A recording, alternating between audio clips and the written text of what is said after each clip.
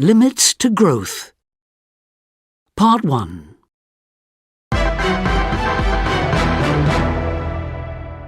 Hello, welcome again to Money Matters. Now, we've had a few emails from listeners asking us to discuss the topic of economic growth. Margaret Bentley from Surrey writes, "It's disappointing to hear the economy has grown less than expected. But why do economies need to keep on growing?" And David Adams from Newcastle says, "Politicians are always promising to get the economy back to normal growth rates. But surely our economy can't carry on growing forever." Well, I'm pleased to say we've got two people in today who are well placed to discuss this issue. Tony Adams is head of the Centre for Economic Policy. Hello.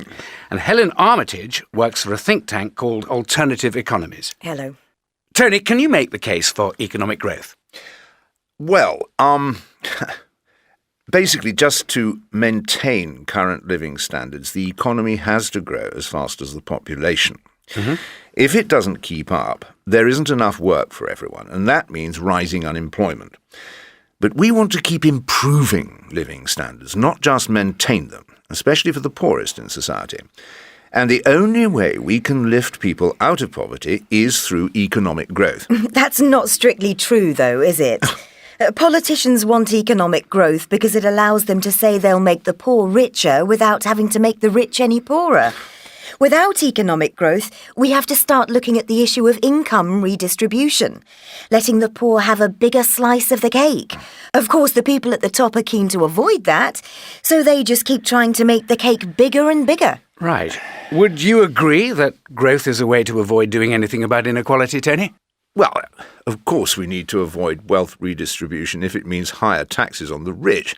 That reduces their motivation to invest, and so the economy then grows even less. Mm-hmm. We need to give everyone in society the opportunity to be better off, and that's what economic growth makes possible.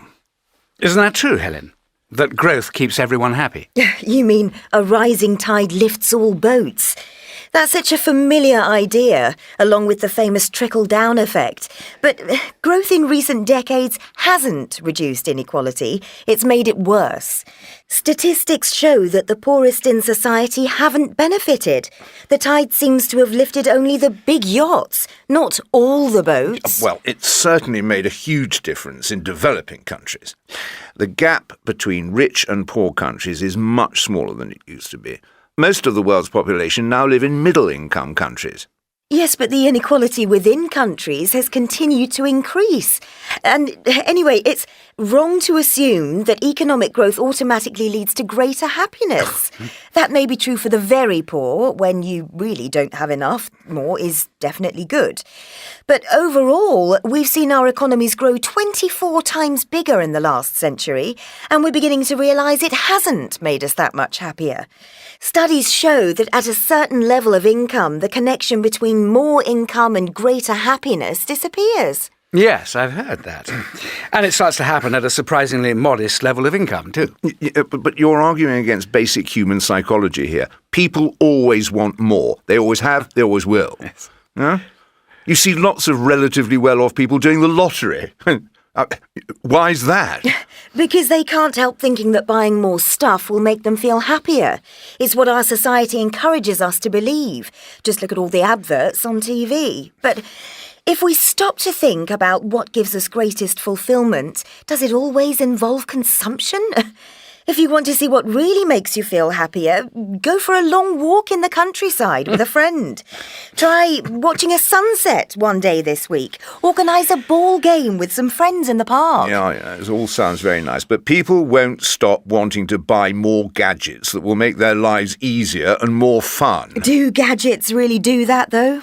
So, Helen, are you saying that we need to have less growth or no growth at all? Well, the idea of endless economic growth is obviously a delusion. Economic growth of 2.5% a year sounds modest, but it means that GDP has to double every 30 years or so.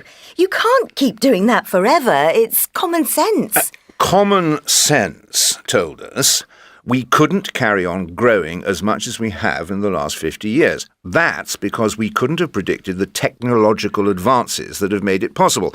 And who knows what technology we might develop in the future? And you think, Tony, that will solve the problem of limited resources? Well, yes, I do. We keep finding ways to use energy and resources more efficiently. Refrigerators now use half the energy they did 35 years ago. Family cars use half the fuel they did in the 1970s. Fine, but we can't expect to keep making such huge improvements in efficiency. Our resources will remain limited, and that makes the idea of eternal growth a form of insanity.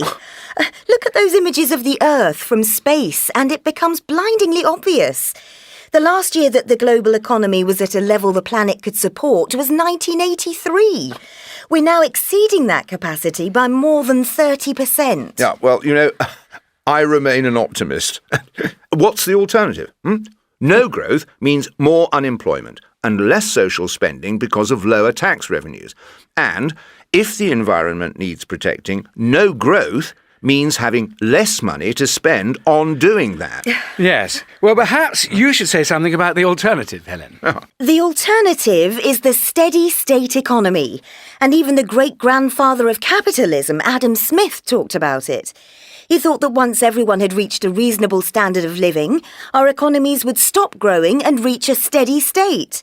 He assumed people would then prefer to spend more of their time on non-economic activities, things like art and leisure and child-rearing. Yeah, well, good luck with that. It's the happily unemployed fantasy. Fine until you need some money to do something nice with your family. No, it doesn't mean being unemployed. There would be less work available, but it can be shared out, so we all do fewer hours a week. And as I said, the extra time can bring us much greater happiness. But people would have much less income. Yes, but that's not such a problem if people accept they'll have to consume a lot less anyway. We could still buy new stuff, but we'd have to get used to buying a lot less of it and keeping it for longer. It means getting things repaired more instead of throwing them away and getting a new one. That's the way we used to live not so very long ago. Well, I just can't see it, personally. Well, I can, so maybe I'm the optimist. And I think it's interesting to ask ourselves what we really want from life. Why are we hooked on producing and buying so much needless stuff? Why do we fill our lives with so much work that we don't have time to enjoy them? It's not as if we ever meant to create such a stressful way of life. So now's the time to look at doing things differently. You see managing without economic growth as a positive challenge, then? Yes. We can't go back to the growth rates of recent decades, but it needn't be a depressing prospect. Exploring the alternatives can be exciting. We just need to give up the idea that consumerism is the central purpose of life. Well, thank you both.